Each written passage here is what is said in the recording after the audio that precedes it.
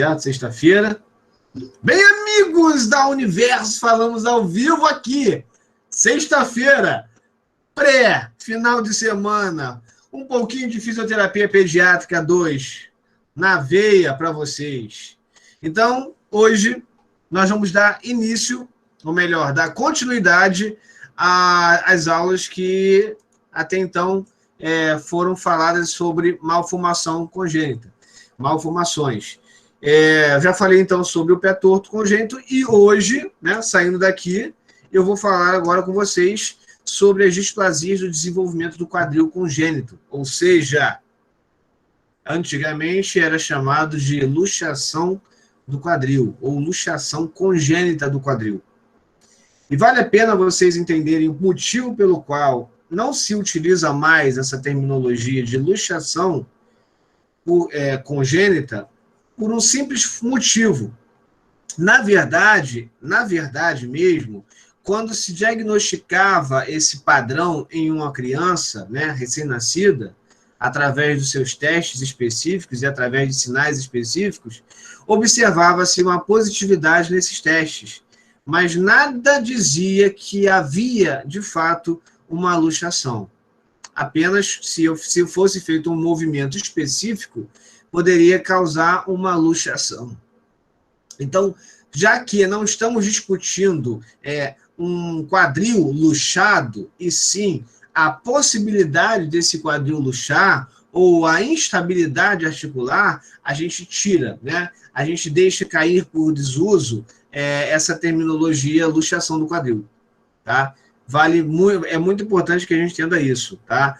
Não é toda criança que tem uma alteração na articulação coxofemoral que vai, sim, sofrer o diagnóstico de luxação, uma vez que, para ser luxação de fato, tem que haver uma retirada, uma desconexão, uma desarticulação entre as estruturas, né, entre as superfícies articulares. Então, nesse caso, por que não falar de displasia? E como nós estamos falando exatamente de algo que acontece nos 3 primeiros meses, para ser mais exato, na 11ª semana de gestação do bebê, do feto, por que não chamar de displasia, certo? E do desenvolvimento, uma vez que está ocorrendo durante o desenvolvimento desse feto. Então, o que é displasia? Para início de conversa, o que a gente pode dizer por displasia, né? O que esse nome diz para vocês? Poxa, é um nome que muitas pessoas falam, discutem, né? Inclusive algumas outras palavras parecidas com essas, como, por exemplo, a neoplasia, faz a gente começar a querer entender o que é uma displasia. Então, de repente, alguém aí entre nós poderia ou digitar, e eu vou ressaltar o que foi falado, o que foi escrito, ou alguém que gostaria de falar pessoalmente o que vocês podem entender sobre displasia. Lembrando que quem sabe responde imediatamente. Marcos, já abriu o microfone. É uma anomalia em algum tipo de órgão. É uma anomalia em algum tipo de órgão. Vamos lá. Ele não está errado. Ele não está errado. Marcos não está errado. Uma displasia é uma alteração na formação. E aí sim, né? Nesse caso aí, em algum tipo de estrutura ou algum tipo de órgão. Então, é basicamente isso, uma alteração na formação.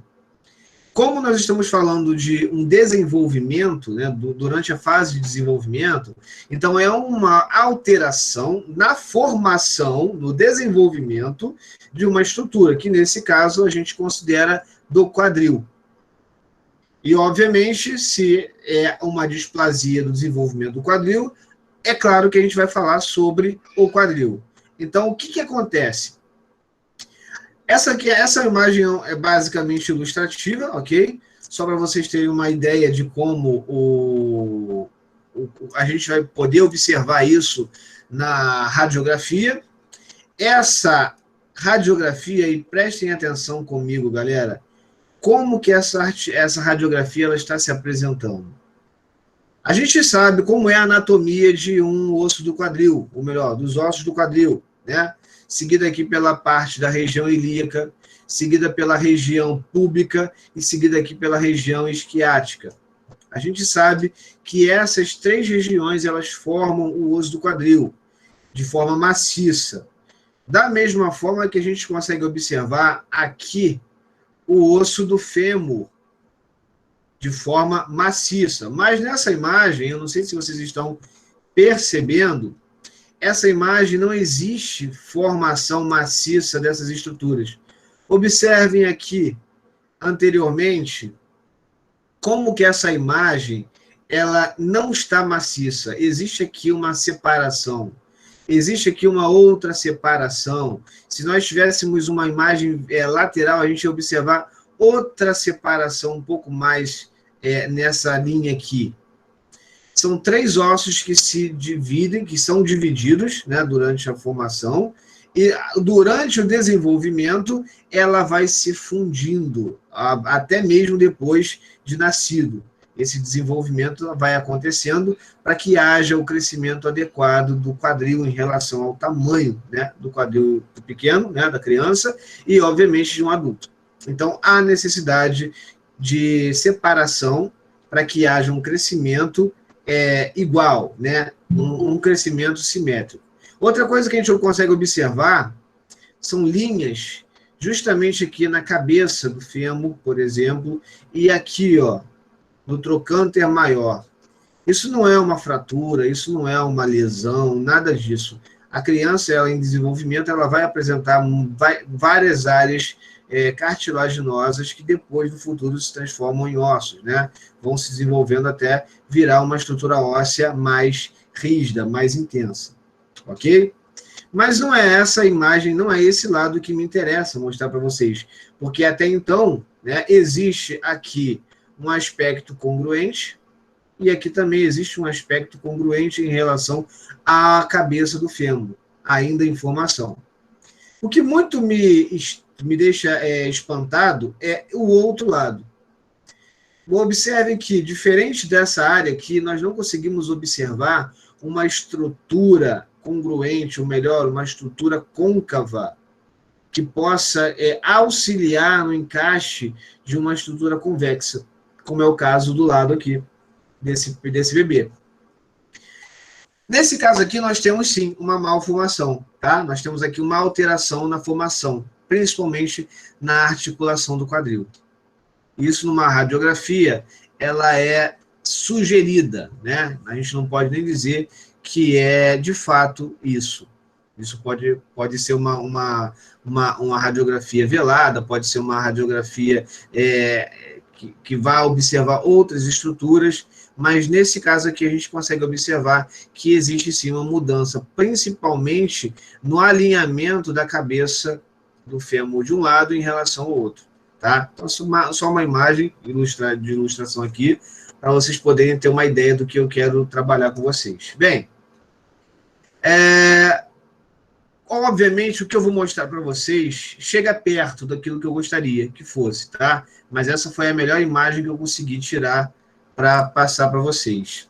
Então, conforme a imagem vai acontecendo, conforme o vídeo vai acontecendo, eu vou mostrando para vocês que a luxação ela se dá de uma forma a gerar uma rotação medial, ou seja, esse fêmur ele vai ser jogado basicamente vai jogar a cabeça para trás, uma vez que você tem uma rotação medial, e essa rotação vai fazer com que essa cabeça indo para trás, ela perca a congruência, perca o contato, perca a relação articular que há com o quadril.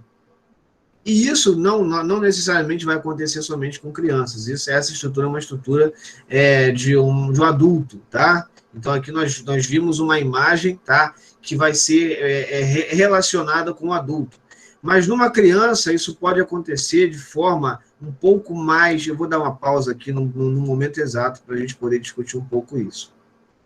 Numa criança, o que vai acontecer, basicamente... Cadê você? Cadê a rotação? Aconteça, por favor. Então, vamos lá, rodou. Então, vamos lá, está aqui.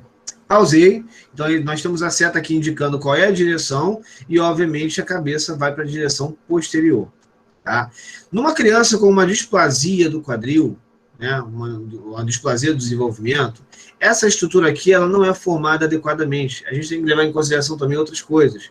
Por exemplo, o labrum acetabular, tá? A borda acetabular, que ela é de cartilagem, para aumentar o espaço, aumentar a superfície de contato articular, que, obviamente, com uma estrutura rasa do acetábulo, ela acaba não tendo uma força ou uma ação adequada, podendo se alterar em relação aos movimentos.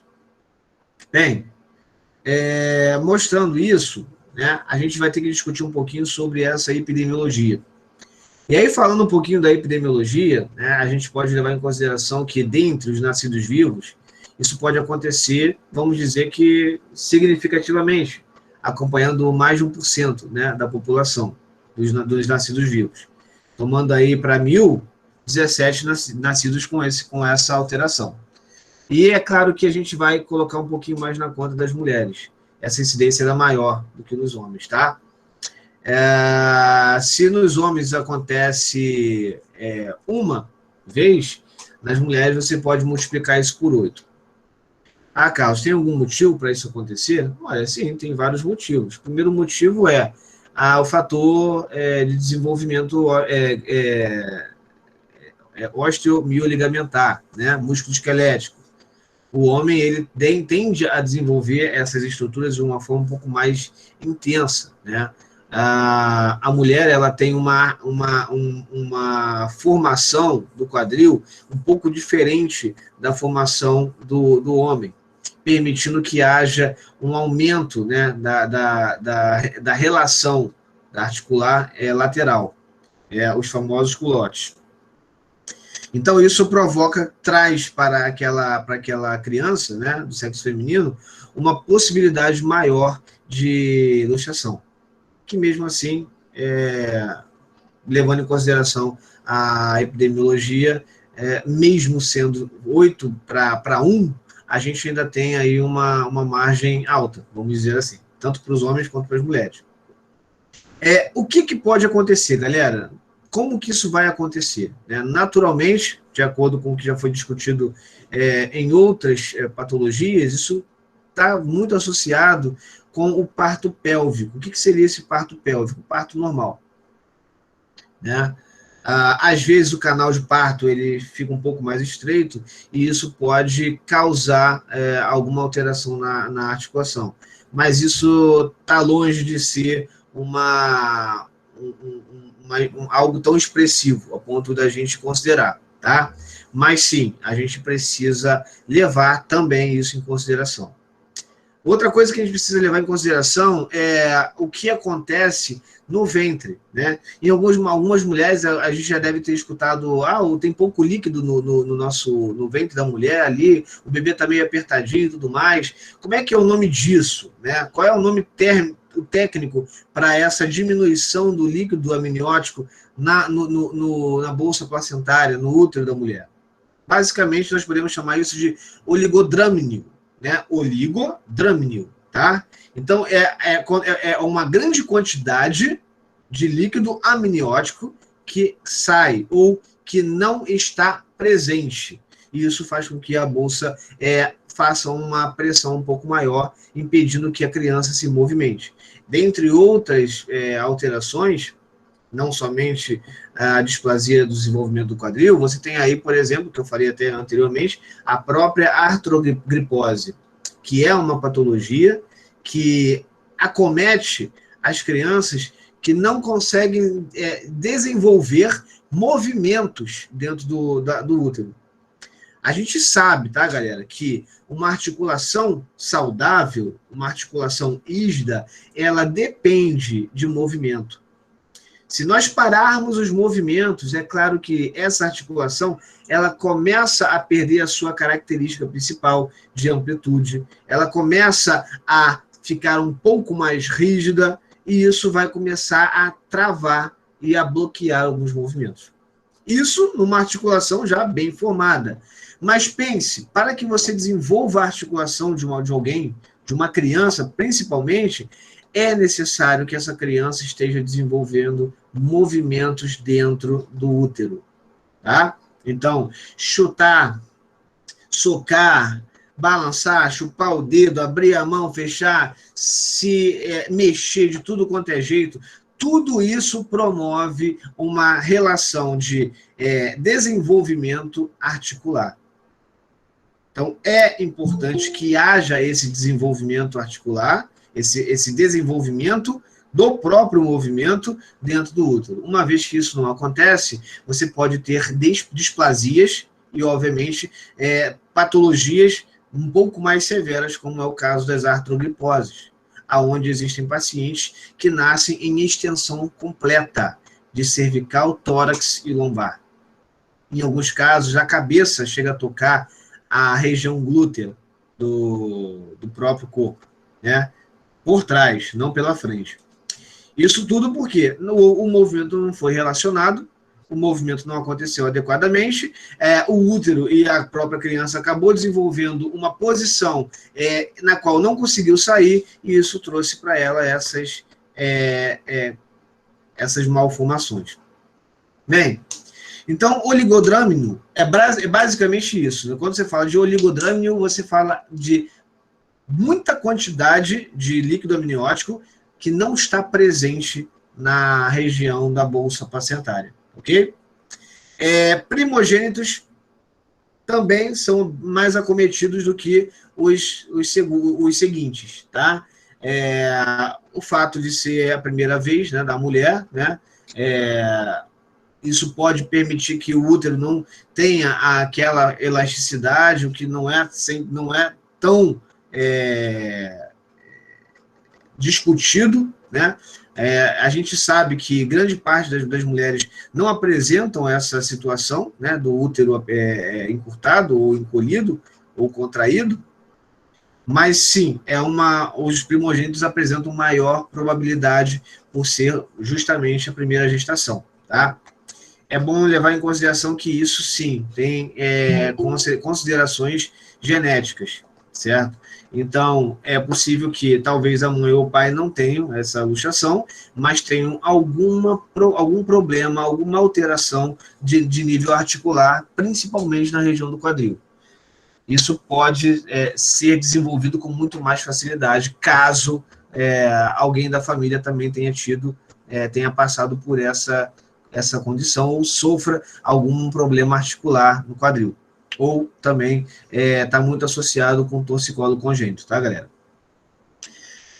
Simplesmente pelo fato de você ter uma diminuição do espaço no ventre, tá?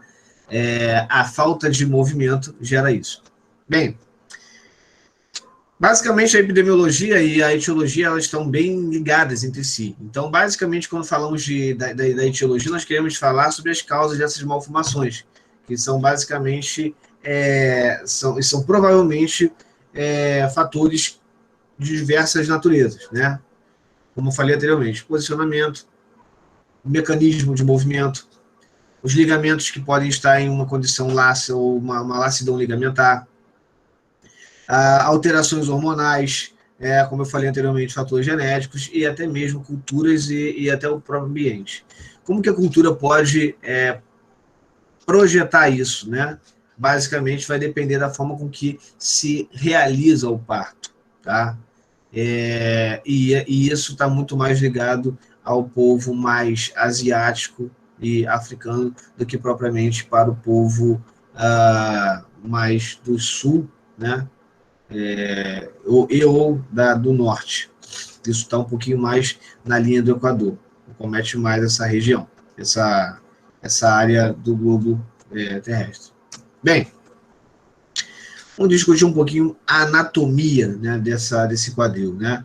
Até então, a gente eu estou falando com a galera do 7º período, me corrijam se eu estiver errado, e o 7º período, basicamente, teoricamente, já pegaram anatomia, já pegaram fisiologia, então fica um pouco mais fácil para eu poder passar isso.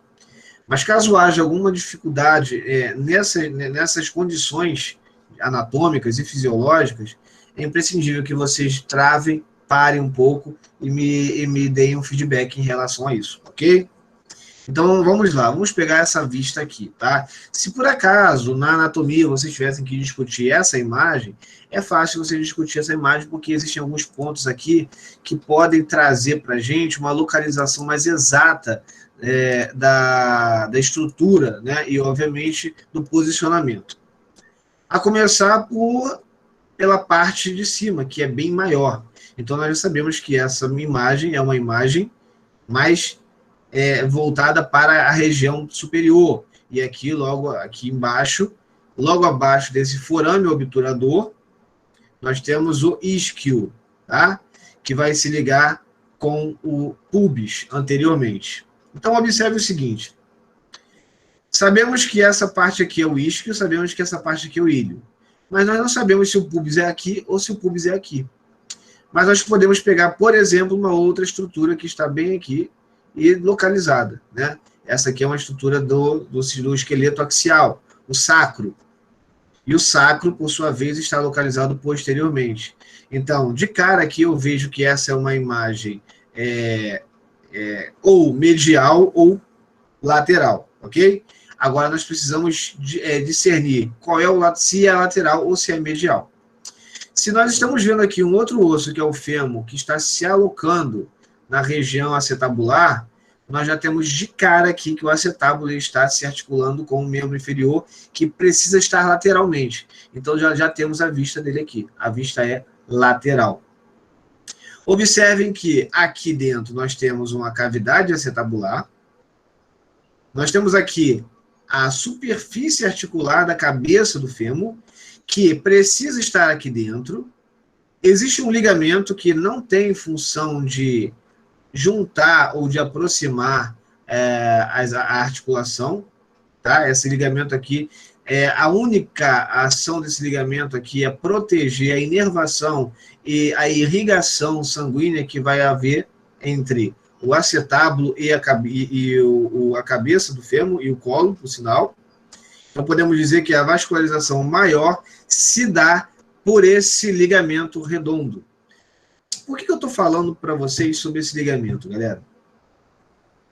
Porque se eu estou dizendo que esse ligamento ele é responsável por inervar e vascularizar a cabeça e o colo do fêmur, pensem um pouco. Se houver uma distensão desse ligamento, ou se a cabeça do fêmur sair dessa região, o que vai acontecer com esse ligamento em relação às estruturas adjacentes?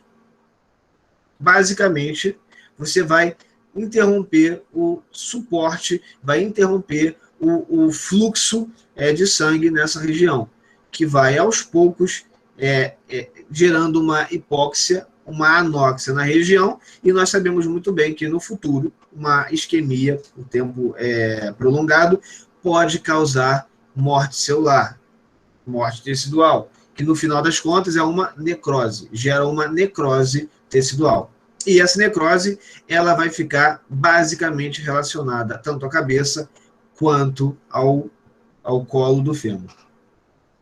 Então, galera, é de extrema importância a gente entender que há necessidade de uma congruência articular, certo?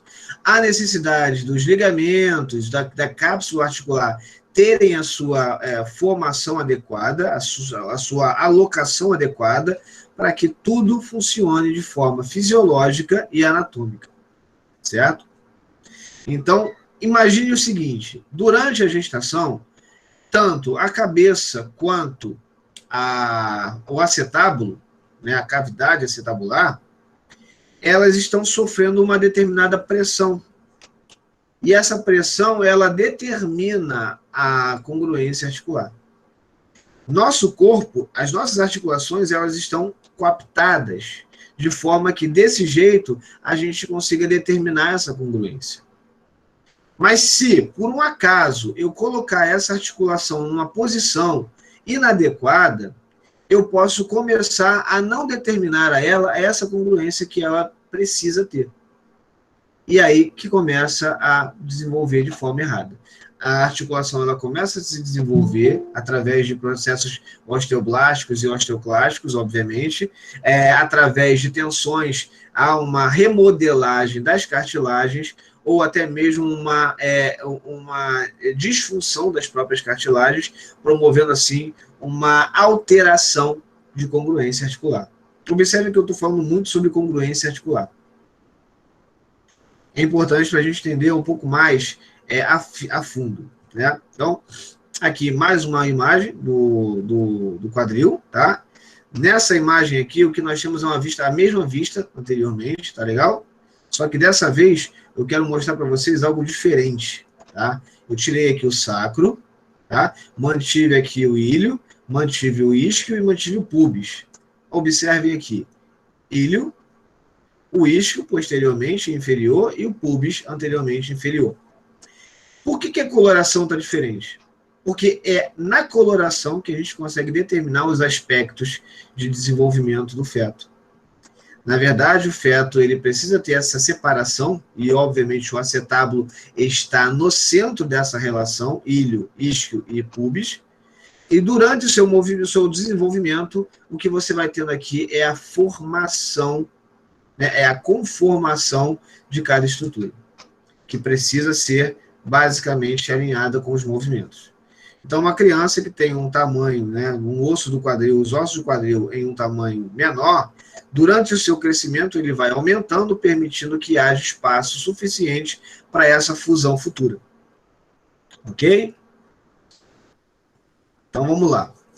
Entendendo já como que funciona a displasia, né, do congênita, ou a displasia do desenvolvimento do quadril congênito, vamos pegar aqui alguns testes, vamos pegar alguns sinais que vão nos orientar quanto à detecção, né, a confirmação dessas displasias. Existe um teste, na verdade existem 3 testes, 2 testes, levando em consideração que um deles é um sinal que a gente visualiza, os outros 2, no caso, a gente vai ter que sentir, né? Então nós temos o primeiro, que é o famoso teste de Barlow. O que é o teste de Barlow? Como todas os outros testes que vocês conhecem, sempre tem alguém para querer botar o seu nome eternizado nesses testes. Então, não é diferente nesse teste. Então, aí mais um para se decorar, caso seja, né, necessário. Mais interessante que se entenda, né? O teste de Barlow, ele consiste em a realização de uma tentativa ou de uma ação de luxação.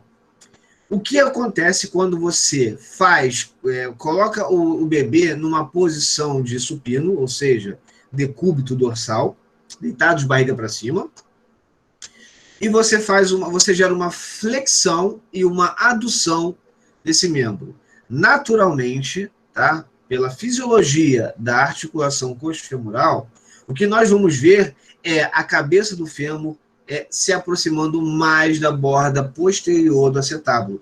Naturalmente, fisiologicamente, isso acontece conosco, naturalmente, tá?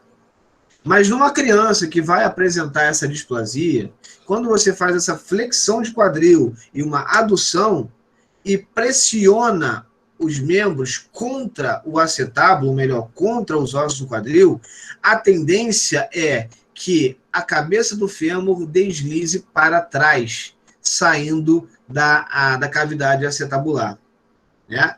Você pode fazer dessa forma, ok? Ou você pode fazer segurando com os dedos e observando e percebendo na mão essa alteração, esse deslocamento articular. Se houver esse deslocamento articular, deu positivo, então, para a displasia do desenvolvimento. Não disse que deu positivo para a luxação, tá? Não disse isso. Agora, no teste de Ortolani, no caso, o teste de Ortolani, a tendência é dar positivo também para essa displasia, mas ela pode dar positivo também para a luxação. Por quê? O que é necessário fazer? Bem, você vai ter que desenvolver uma abertura, ou seja, uma abdução e uma pequena flexão do quadril, uma posição de RAM, ok?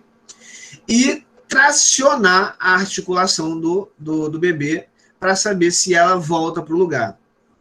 Se deu positivo, significa que ela estava fora do lugar. Então, ela estava luxada, tá? Então, vamos lá.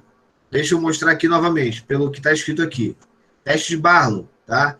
Você vai provocar uma luxação, basicamente, determinando assim uma instabilidade articular. Então a criança fica numa posição que facilmente você consegue desarticular. Então aqui você pode testar com uma displasia. Já aqui, o que você vai ter é uma manobra de redução para confirmar de fato a luxação. Tá? Os dois testes vão determinar e vão confirmar uma displasia do desenvolvimento do quadril congênito. Tá? Vão. Uma não vai constatar a luxação, que é a de Barlow. Porém, a de Ortolani com certeza pode constatar essa luxação. Porque se você precisa fazer uma redução e detecta essa colocação ou esse retorno da cabeça do fêmur para o lugar, então você está aí considerando que se estava fora, entrou. Então, era uma luxação. Agora, também tem um outro sinal que a gente observa quando coloca a criança, obviamente, nesse caso já é uma criança um pouco maior de idade, observa um sinal que nós chamamos de sinal de Galeazzi, tá? O que acontece nesse sinal? Aparentemente, tá? O que nós vamos ver é uma diferença de membros inferiores, aparentemente, tá? Observe a mesma imagem. O joelho aqui nessa perna, né, esquerda está mais para trás e, obviamente, mais para baixo. Obviamente, aqui nessa outra imagem, nós conseguimos observar que ela está mais para baixo. Afinal de contas, por uma condição bidimensional, não dá para observar se ela está para trás ou para frente. Mas nessa imagem aqui de perfil, a gente consegue observar. O que acontece aqui é que há uma impressão de que há uma redução, uma diferença do tamanho dos membros inferiores. Se testarmos isso a partir do trocânter maior e os maléolos, nós podemos observar que as medidas elas nem sempre são tão diferentes assim. E podemos observar que existe alguma alteração articular. Significa dizer que, com esse teste dando positivo e confirmando que o tamanho, né, dos membros não são tão discrepantes assim, nós podemos identificar uma luxação, ou seja, uma saída da cabeça do fêmur em direção posterior aos ossos do quadril, fazendo com que haja, então, uma subluxação ou até mesmo uma luxação, certo? Então, é importante que vocês entendam o que eu falei agora, certo? Sobre o teste de Barlow, que ele vai confirmar uma displasia, mas não necessariamente uma luxação. É importante vocês levarem em consideração o teste de Ortolani, sabendo que ele não vai apenas confirmar a displasia, mas ele pode confirmar, sim, também a luxação. E você tem aí os testes através de sinais visuais, como o Galeazzi, que vai basicamente determinar aí essa diferença de membros, mas é uma diferença aparente. A gente vai detectar depois, isso inclusive pela radiografia a gente consegue observar, que há uma diferença aparente dos membros. Se olharmos bem para essa radiografia, vocês observam que o fêmur de um lado está mais acima, mais elevado do que o outro, além de estar um pouco mais posterior. Observem como nessa imagem a gente consegue visualizar quase que frontalmente o trocânter maior, enquanto nessa imagem a gente consegue visualizar lateralmente. Então, além de você ter uma suspensão dessa cabeça, você tem uma rotação medial do fêmur de forma geral, como visualizamos nessa imagem aqui. Deixa eu me ver aqui uma coisa rápida.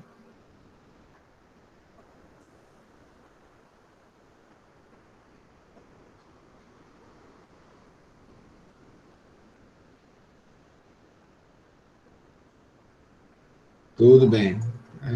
Acho que era isso mesmo que eu queria verificar. Tá legal.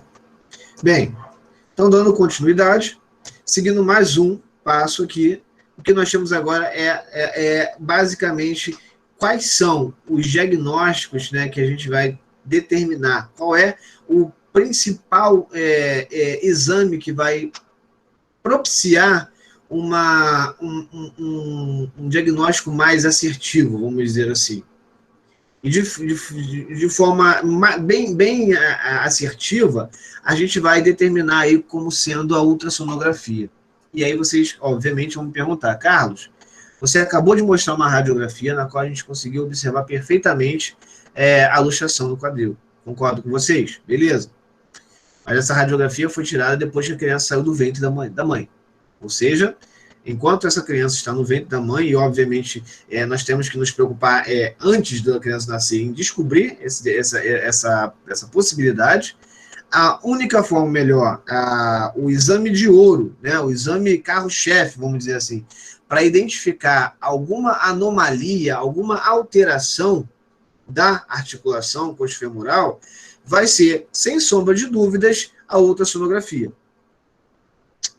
Lembrando que isso pode ser feito tanto durante a gestação, como também depois da gestação, após os 6 meses de nascido. Tá legal? E aí, obviamente, depois do nascimento, você ainda pode utilizar a radiografia. Lembrando que a ultrassonografia vai detectar diferenciais em relação a partes moles. A gente tem que lembrar que uma criança, ao nascer, ela pode ter muito mais partes moles do que partes ósseas. Então, a radiografia ela acaba sendo um pouco mais dificultosa na observação, por não apresentar muitas estruturas ósseas ainda, está em desenvolvimento. Então, além do exame da ultrassonografia, nós temos o quê? Os exames físicos em crianças, quando eles nascem, obviamente. E aí, obviamente, a gente vai tendo um determinado tipo de exame para cada etapa, né, dessa criança, desse desenvolvimento, e um tratamento diferenciado também. Então, vamos lá.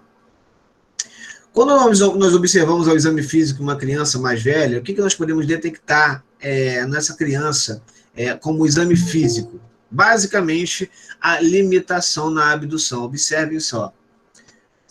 Se há uma subluxação ou se há uma alteração naquela cavidade articular, é normal que as estruturas adjacentes sirvam de um bloqueio para aquela movimentação.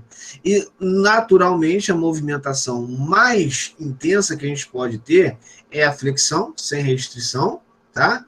Mais a abdução, que é quando você consegue fazer aquele famoso espacar, eu acho que é assim que se fala. Mas eu prefiro falar como eu falava quando eu tinha 10 anos de idade, espaguete. Bem, então vamos lá. Então, existe sim a limitação de abdução, o encurtamento femoral, obviamente, e você vai observar uma diferença nas pregas glúteas, uma assimetria nas pregas glúteas.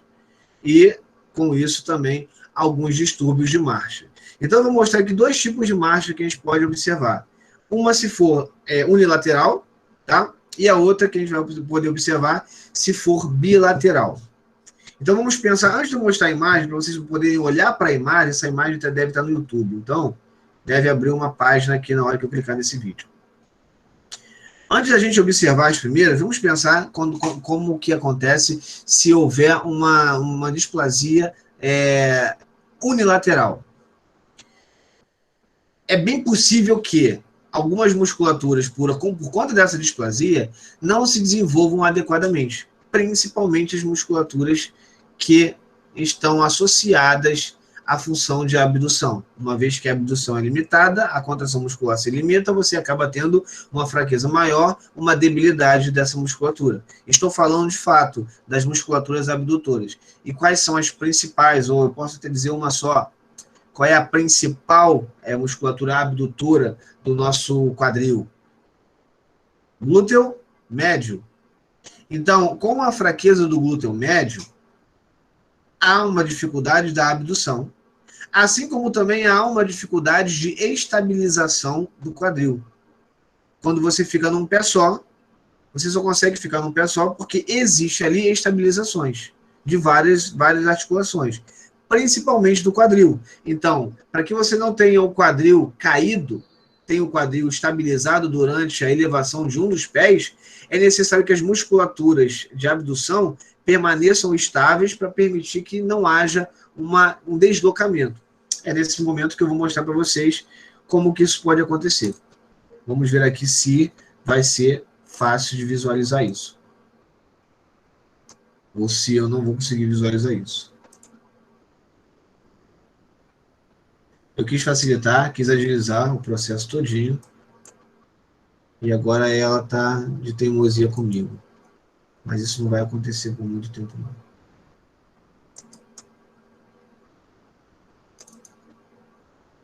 Sem vergonha.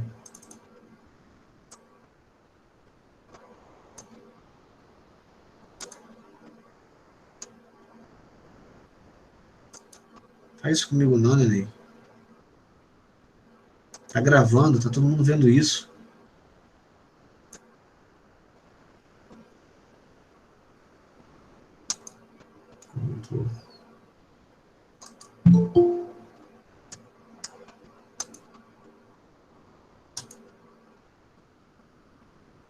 Que vacilo. Mas que vacilo. Mas tudo bem. Sou brasileiro. Vamos lá.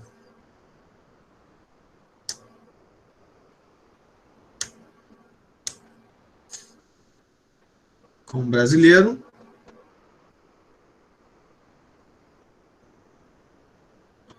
eu não desisto nunca de você. Tá aqui.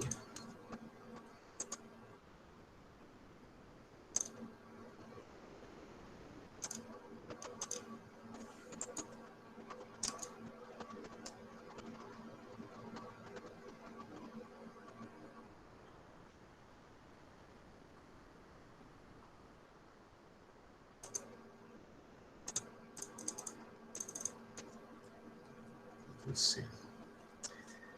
Te peguei. Já era para você. Vamos ver. É que não vai ser do meu jeito. Vou dar uma pausa aqui. Vamos voltar cá.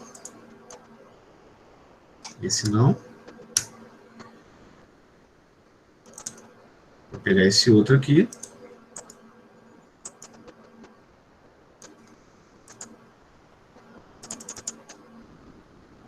Prontinho. Tá aí. Sem prejuízo.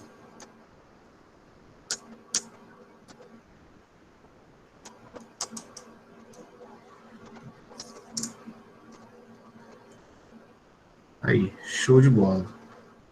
Bem, para vocês que vão ter esse arquivo, tá? Eu gostaria que vocês prestassem bastante atenção que no arquivo tem o link. Ué, o que houve aqui? O que o Rogério está fazendo aqui? Pausa. Pausa. Beleza. Então tá. Vamos voltar aqui então nessa imagem. Ok? Deixe-me expandir para vocês terem uma visualização um pouco melhor. Observem comigo o seguinte, galera. Aqui nós temos o quadril, tá? Os ossos do quadril, sacro, fêmur. E aqui nós temos uma musculatura ilustrada, que nesse caso é a musculatura chamada de glúteo mínimo, tá? Glúteo médio, perdão. O glúteo médio, ele traciona o fêmur a partir do seu trocânter maior, gerando uma abdução. Porém, se você conseguir manter o seu pé estabilizado no chão e retirar um dos pés, essa abdução ela se torna apenas uma estabilização do quadril. Então, se eu quisesse elevar essa área daqui, contraindo mais esse músculo, eu poderia fazer. Porém, se esse músculo estiver fraco, por uma questão vetorial, essa área aqui ia cair. Ia ficar exatamente como está essa daqui. Ok?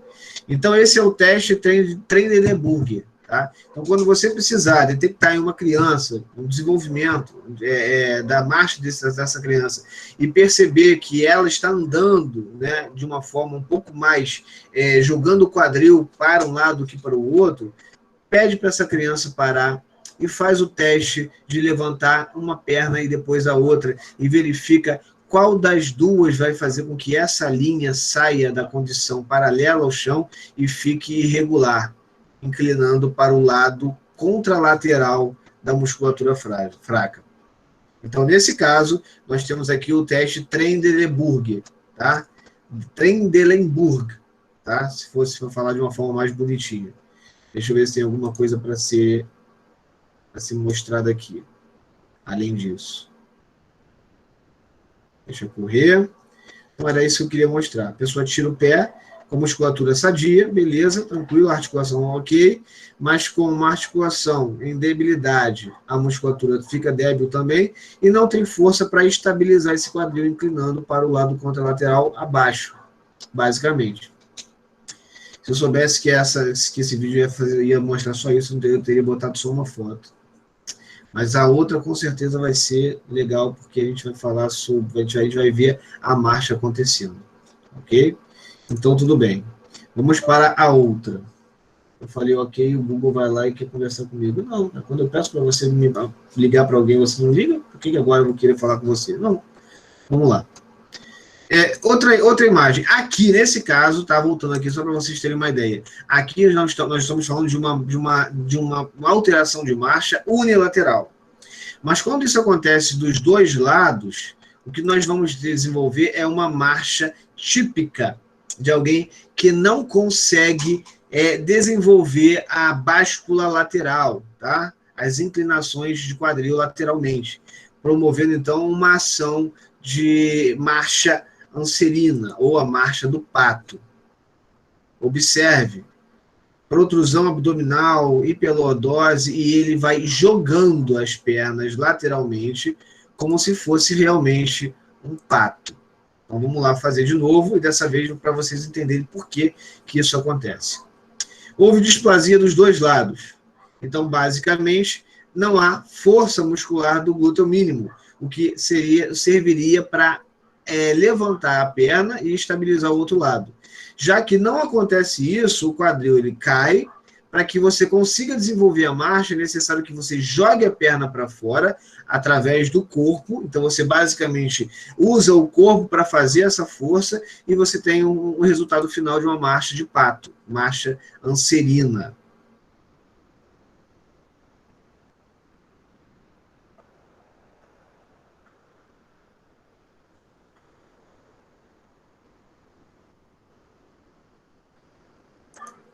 Dar aula online é tão triste, porque eu não vejo as pessoas batendo papo, eu não vejo as pessoas reclamando que o colega faz isso, faz aquilo. Eu me sinto sozinho aqui. Mas tá bom, isso vai passar. Vou continuar dando minha aula. Tadinho dele, gente. Tá sozinho não, hein? Nós estamos fazendo o que aqui? Não sei, vendo televisão, bebendo uma cervejinha, sexta-feira à noite, fala sério. Mas obrigado por me notarem, ou pelo menos por me fazerem perceber que eu estou sendo notado. Professor, mas o senhor é uma pessoa muito perceptiva. Eu não sei se vocês são, né? Eu não sei se vocês são. Nós é que não vemos um ao outro, mas todos estão te vendo. Amém, amém. Eu digo amém a isso. Vamos seguir, então, o barco aqui. Ninguém está me questionando. Significa que ou está tudo certo, está tudo caminhando do jeito que tem que caminhar, ou o que esse cara está falando? Meu Deus do céu, eu vou ter que assistir esse vídeo. Eu nem quero perguntar, porque eu não quero fazer papel de idiota. Pelo amor de Deus, não existe nenhum idiota aqui. Professor, eu tenho uma curiosidade. Por favor. Por favor, me explica. Quando a criança nasce, o pediatra não está lá e não faz todos os exames necessários para ver se a criança tem alguma sequela, algum tipo de problema? Vanilda, preste atenção.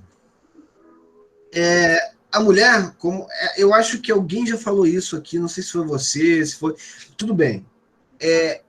A mulher, quando ela quando ela está grávida, é natural que ela faça o seu pré-natal, tá legal? O pré-natal, ele é importante. A partir do terceiro mês de vida de gestação da criança, a partir do terceiro mês de gestação da criança, a gente já começa a observar, através de exames de ultrassonografia, determinadas alterações que podem ou não estarem ali. Ok? Não, o que eu digo é que, caso o pediatra que está ali presente... Eu vou chegar lá. Então, assim, dependendo do que a gente encontre, que o ginecologista encontre, né, o obstetra encontre, durante essa fase de exames, ele vai começar a preparar a família, vai começar a desenvolver e preparar a equipe para determinadas ações. Isso a gente consegue observar ainda na condição gestacional. Então, quando o pediatra vai fazer os testes, ele já pega a criança para confirmar. Isso é fato. Assim que a criança nasce, o pediatra vai, de acordo com a suspeita do ginecologista, obstetra, e vai em cima da criança para confirmar através de exames, esses que eu acabei de mostrar para vocês, como o teste de Barlow, teste de Ortolani, por exemplo, tá? Então, Vanilda, isso acontece de fato. Assim que a criança nasce, existe sim a confirmação dessa malformação, e sim, a partir daí, o tratamento ele tem que ser imediato. Ele é imediato, tá? Até os 6 meses existe uma forma de tratar.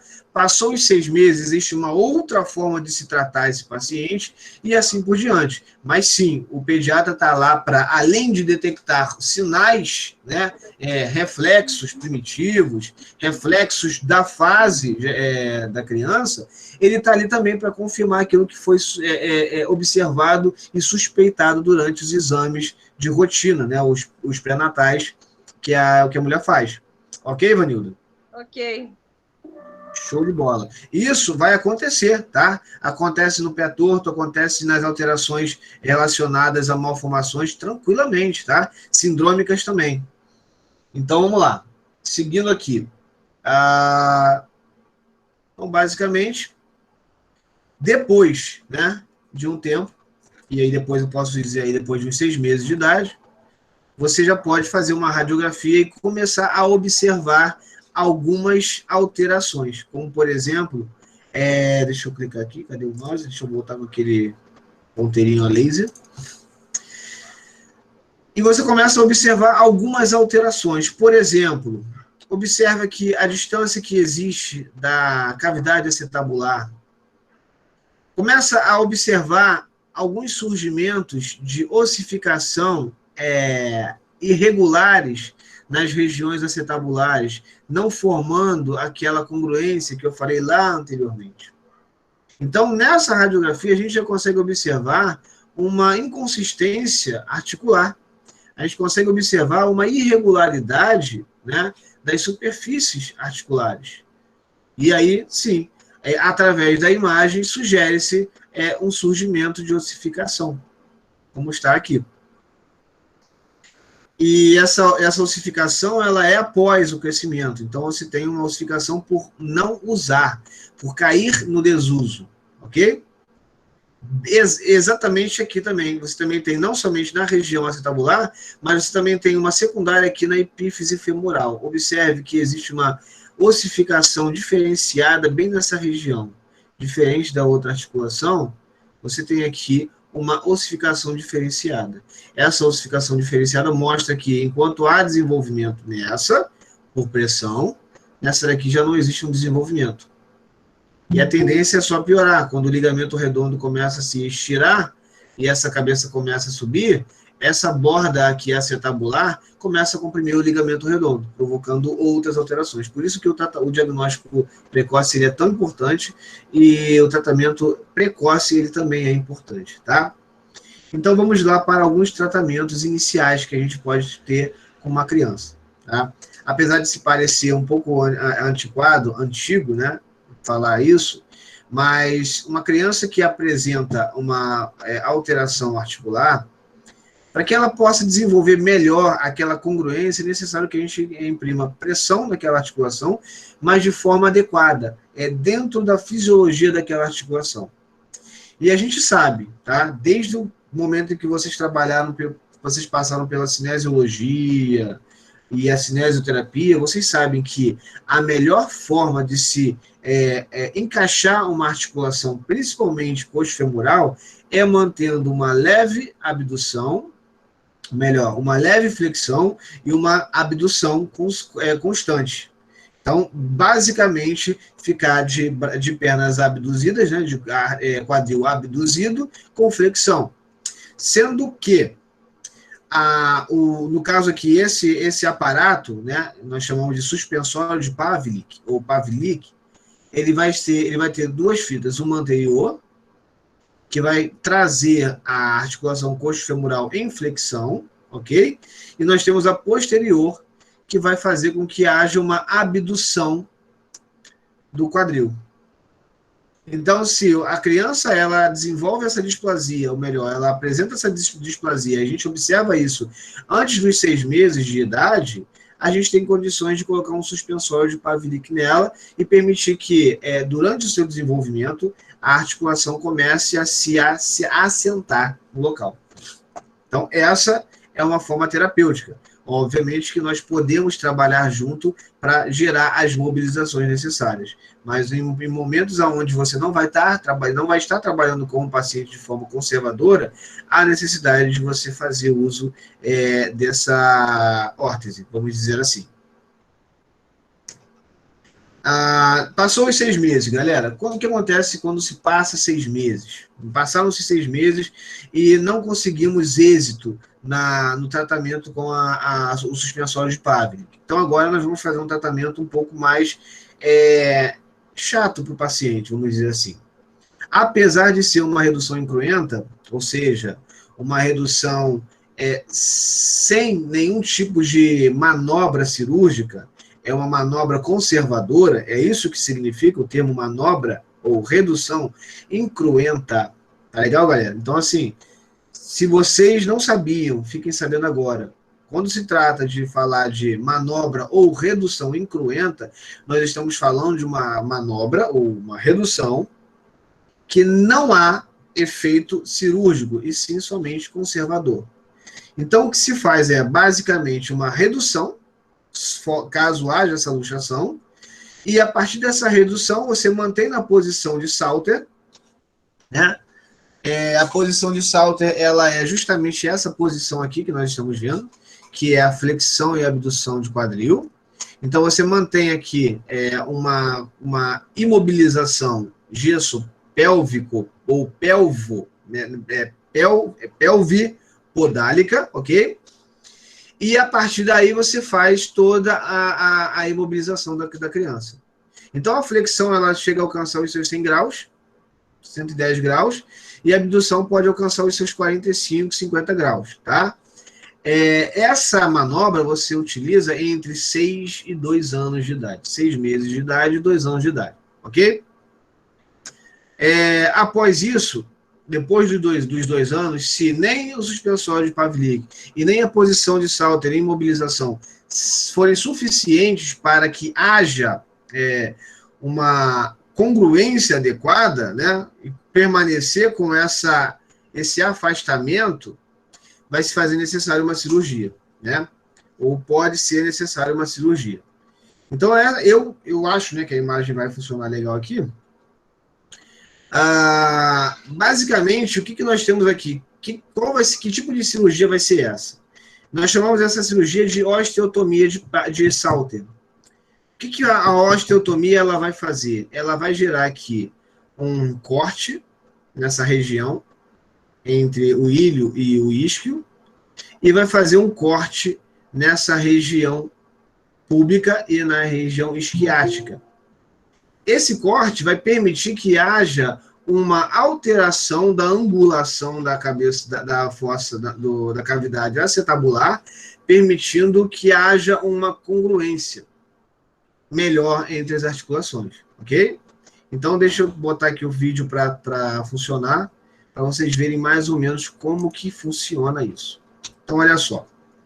Faz-se um corte aqui na região ilíaca, púbica e isquiática, e gira o acetábulo de forma inferior, botando então aqui a cavidade acetabular mais inferiormente.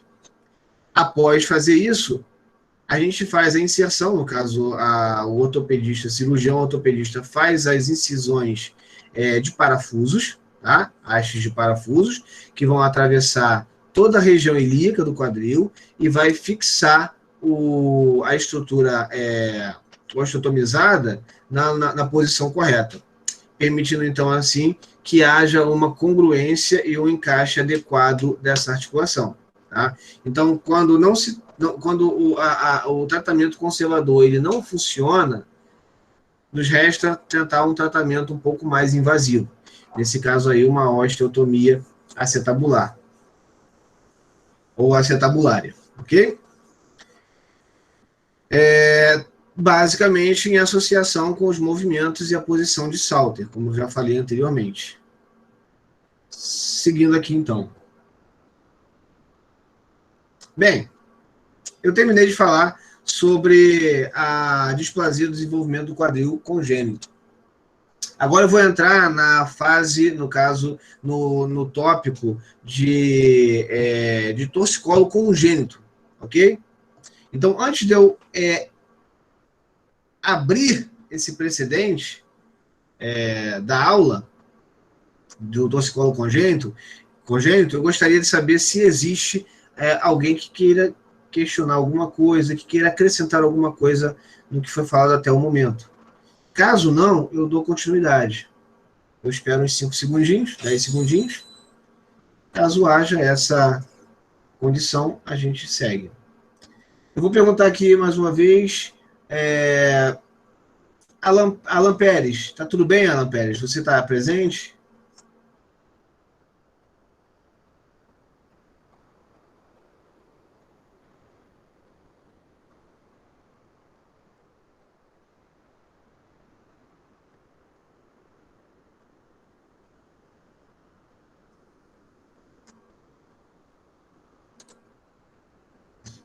Muito estranho.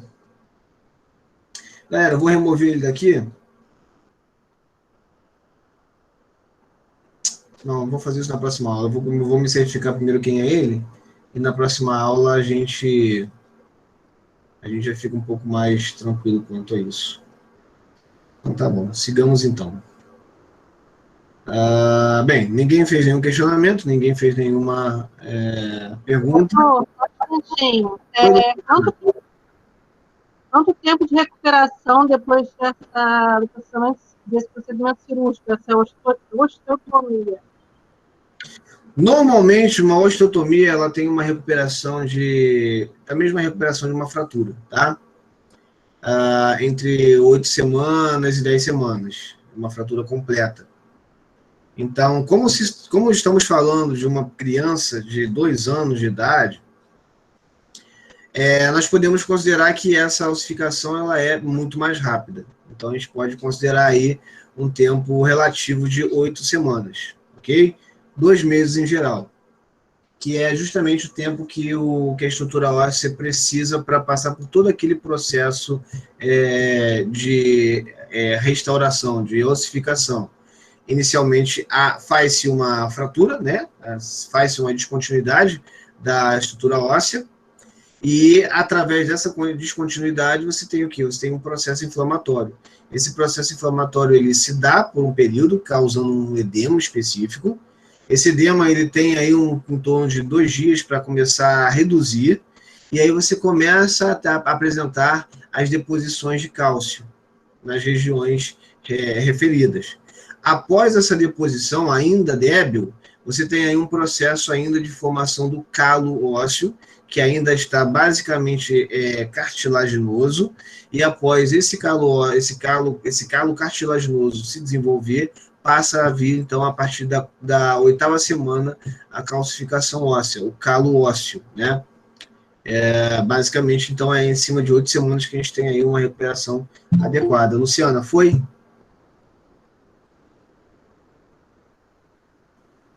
Foi. Minha dúvida justamente era porque é criança, né? Então, Então, assim, em adulto, né? Com certeza você pode pegar aí em torno de 8 a 10 semanas, mas criança, a média normalmente é essa. Você não ultrapassa as 8 semanas, não. Quanto mais nova a criança, mais rápida a recuperação, principalmente se falando de osso, né? O único problema é que essa estrutura, esse osso, né, a fratura, não pode ocorrer nas linhas epifisárias. Aí você tem uma complicação severa aí. Mas como é uma cirurgia, uma osteotomia, e não um acidente, isso é colocado em discussão para não desenvolver nenhum tipo de complicação. Ô, Carlos, Oi, Vanilda, diga-me. existe um tempo para essa operação? Tipo, por exemplo, a criança já tem 5 anos, passou do tempo, pode operar, ó, chegou adulto, não tem problema. Existe esse tempo? Existe uma fase? Acima dos 2 anos, o prognóstico ele passa a ser um pouco mais pobre, tá? Então, a partir daí, com o prognóstico sendo mais pobre, você lança a mão de um recurso cirúrgico. Então, isso a partir dos 2 anos de idade, tá? E o nome dessa cirurgia é osteotomia acetabulária, tá? Em algumas literaturas, inclusive eu prefiro falar assim, osteotomia acetabular. Tá bom, Vanilda? Sim, professor. Perfeito. Seguindo. Torcicolo congênito, galera. Por definição, colo, ok? Pescoço, né? Então, quando falamos de colo, não estamos falando de alguém sendo carregado, né, em nossos braços, ou sentando sobre nossas pernas. Isso é colo também, mas não necessariamente o colo que nós estamos discutindo aqui. Esse colo que nós estamos discutindo tem relação direta com o pescoço. Por isso que vocês vão encontrar no fêmur um colo do fêmur, porque é um pescoço antes da cabeça do fêmur. Aqui nós temos um pescoço também abaixo da cabeça, no caso, a nossa própria cabeça. Então, colo. E torce vem de torção mesmo, tá, galera? Então, torcicolo é o pescoço torcido, né? Então, qual é a definição? O que eu passei para vocês não foi uma definição clara, mas a definição mais clara é justamente a partir de uma causa, uma contratura naturalmente de um lado só, né? Nós chamamos de contratura unilateral. E essa contratura unilateral ela vai ser promovida através de uma musculatura que nós conhecemos muito, e o nome, inclusive, é um nome bem curto, fácil de gravar, que é o esternocleidomastoideo. Ok? Fácil, né? Se olharmos para essa imagem aqui, o que nós vamos observar é justamente o externo aqui na frente, ó, externo, o cleido, clavícula, mastoide, o processo mastoide, fica mole, sabendo o nome das estruturas ósseas, depois juntar as palavras, a gente tem um nome maravilhoso, esternocleidomastoideo, ok? Então, esse músculo ele tem o nome de 3 estruturas nas quais ele se insere, ele se fixa de forma móvel e de forma fixa. Então, o que acontece aqui é uma contratura unilateral do músculo esternocleidomastoideo durante um período de gestação, ok? Ou até mesmo durante o período neonatal e até mesmo durante a fase de lactente, né? Então, assim, essa torção, essa contratura muscular vai provocar um movimento natural, né? Um movimento que é natural da contração muscular, né, provocando uma inclinação homolateral, ou seja, de um lado só, e uma rotação contralateral, de um lado só que para o lado contrário. Como nós podemos observar aqui. Nós temos aqui uma vista lateral direita, né, do ECOM, vamos reduzir esse nome para o ECOM, na qual, nesse lado direito aqui, o ECOM, ele vai ter a ação de inclinação lateral, ok? Então, observe, meu lado direito, eu vou ter uma inclinação lateral associada a uma rotação para o outro lado. Então, observe que a aproximação do mastoide em relação à clavícula e o externo vão fazer com que haja o quê? Uma rotação e uma inclinação. Então, é a pessoa, no caso a criança, que ao nascer apresenta essa postura. E ao mobilizar, né, levemente, a criança permanece com essa postura. Então, normalmente, o torcicolo congênito vai ter essa característica, né, de uma torção homolateral com uma rotação contralateral. Tá? Mas só as crianças já apresentam esse tipo de problema? Não. Né? Fora o torcicolo congênito, né? Só as crianças em gestação, em nascimento e durante a fase de lactente é que vão apresentar o torcicolo congênito. De forma geral, os outros torcicolos eles vão poder aparecer por qualquer situação. Um trauma, um estiramento, um movimento, uma posição errada que você tenha colocado sua cabeça.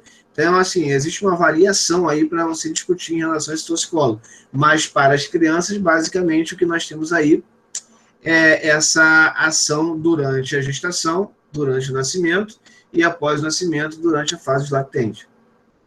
Bem, a epidemiologia. Fora a displasia do desenvolvimento do quadril e o pé torto, nós podemos dizer que o torcicolo, dentre as outras malformações, ela é a terceira. No ranking, ela fica em terceiro lugar.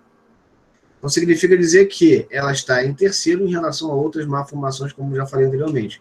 Pé torto e displasia do desenvolvimento do quadril. Assim como o pé torto, essa alteração ela vai acometer muito mais o gênero masculino, já diferente nas mulheres. Então, é mais comum você encontrar um menino com uma displasia, por exemplo, do quadril, associado a um torcicolo congênito, muito mais comum. Obviamente, as crianças com maior peso, com o seu tamanho acima do padrão, têm uma associação maior com essa malformação, no caso, esse torcicolo congênito, tá? Assim como algumas outras alterações, por conta do espaço, por conta da falta de movimento, ou por conta de algum processo que acontece ali, tem a ver também com a primogenitura, ou seja, os primeiros, né, o primeiro filho da mãe. Nós temos aí a causa, né?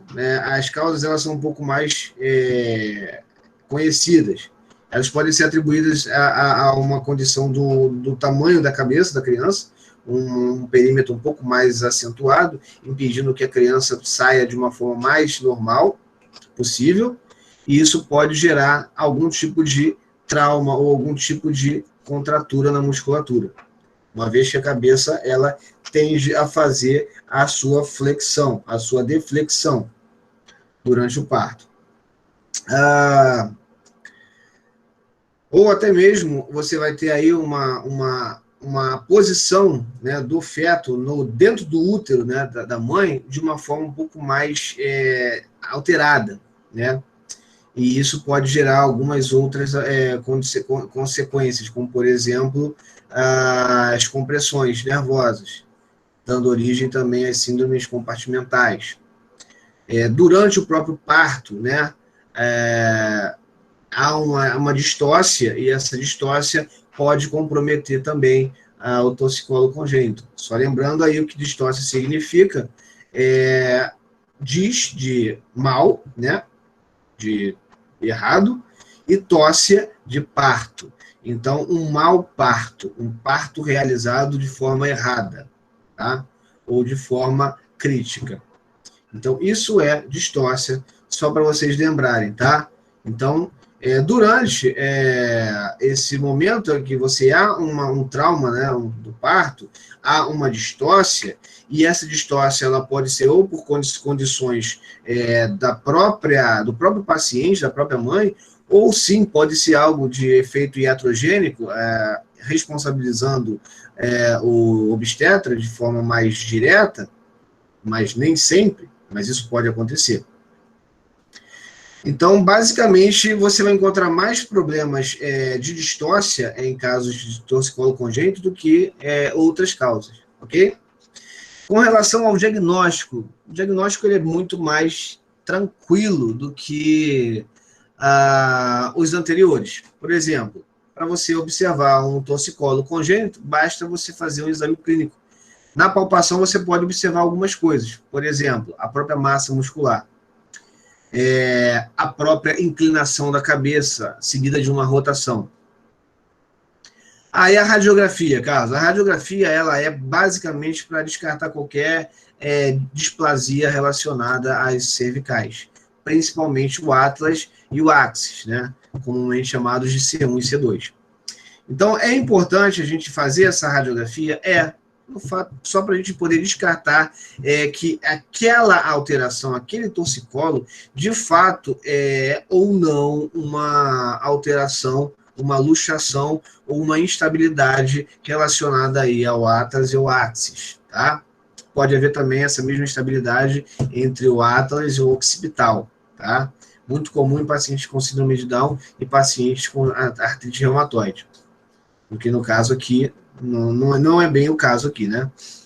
Tomografia computadorizada pode descartar algumas alterações de crescimento do tecido muscular. Por exemplo, neoplasias primárias do pescoço.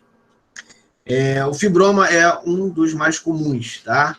Ele cresce, ele é benigno, tá? Então, assim, é um tumor que cresce no ventre muscular e criando uma fibrose nessa região. Mas para você poder confirmar através da tomografia, você ainda pode fazer também o exame de biópsia para poder verificar se é realmente esse fibroma ou não.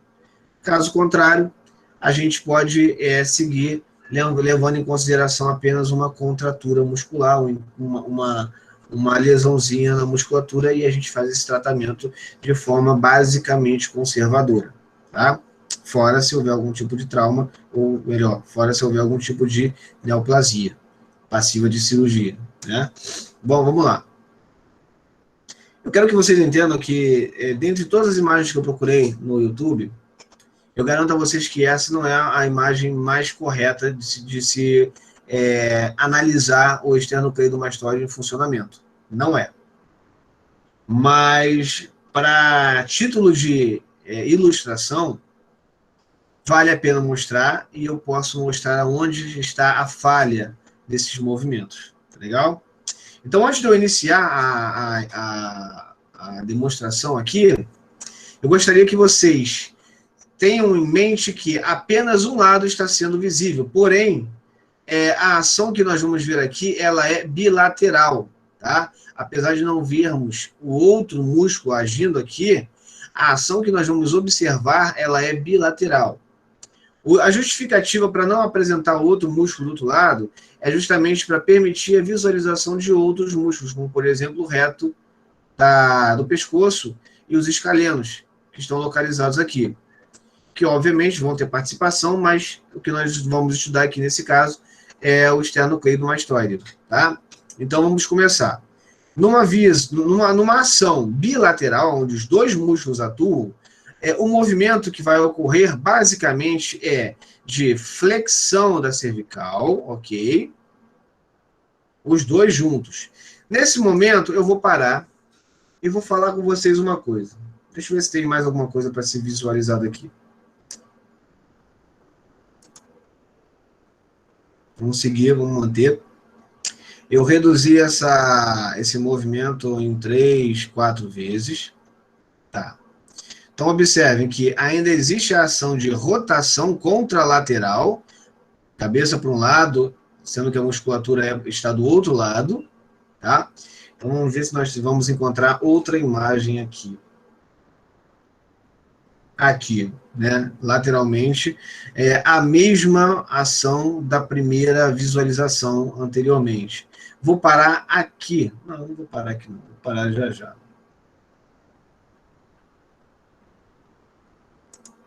Pronto, vou voltar para cá. Bem, galera, aonde está a falha desse vídeo?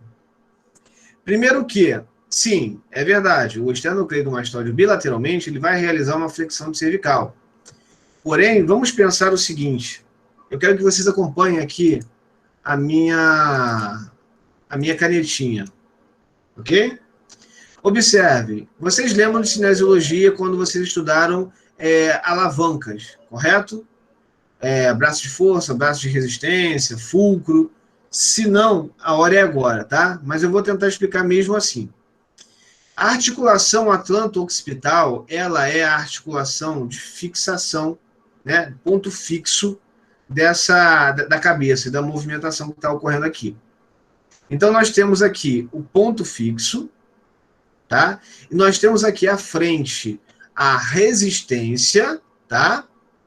E atrás, lá no mastoide, no processo mastoide, nós temos a força que é gerada pela contração muscular. Então, se nós temos um ponto fixo no centro, nós temos a força, né?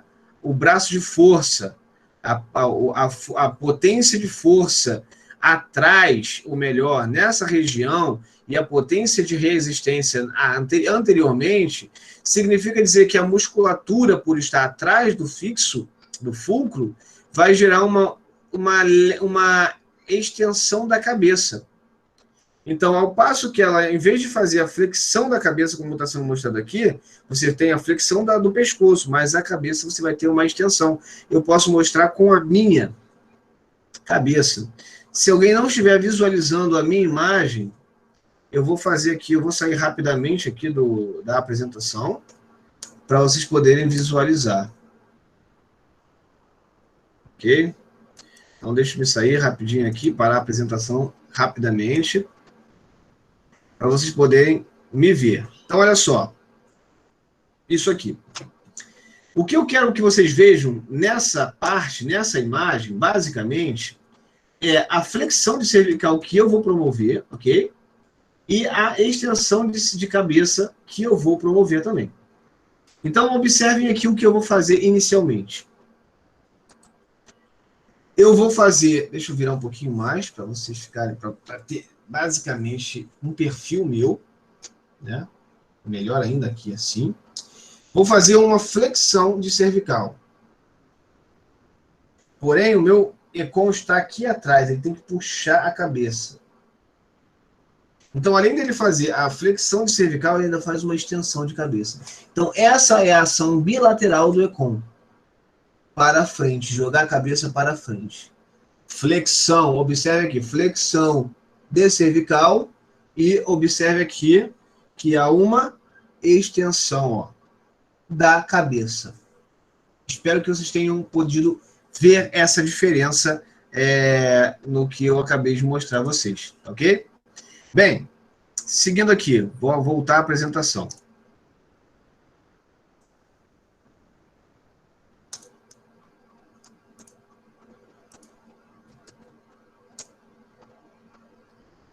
Ok, seguindo aqui, voltando a apresentar para vocês, todos estão vendo?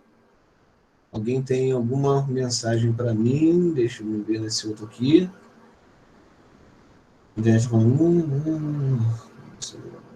Tá ok. Então, Elizabeth, fica tranquila que hoje mesmo esse vídeo vai estar lá para vocês, tá legal? Luciana Santos escreveu Econ. E Letícia, professor, desculpa, mas não sei por que o meu aplicativo está saindo toda hora. Não, fica tranquilo, Letícia. Depois você vê no YouTube, não tem problema, tá? Caso haja alguma dúvida em relação ao que eu falei até esse momento, você depois manda uma mensagem, mas eu acredito que não vai ter, eu acho que eu expliquei bem. Se alguém puder me dar um feedback quanto a isso, eu fico super agradecido, tá? Então vamos lá, vamos continuar. Bem, próxima imagem. Nessa imagem aqui, é a mesma imagem, pulando. Tá legal. Então agora vamos falar sobre consequências do torcicolo congênito. Eu acho que é importante para vocês entenderem a gravidade, né? A gente pensa, pô, é só um pescoço torto, tal, pá, mas há uma consequência séria em cima disso. Primeiro que esse torcicolo vai causar um encurtamento da musculatura. E o encurtamento da musculatura vai causar o que na nossa cervical e na nossa cabeça? Uma diminuição do movimento, né? Vai causar uma hipomobilidade cervical.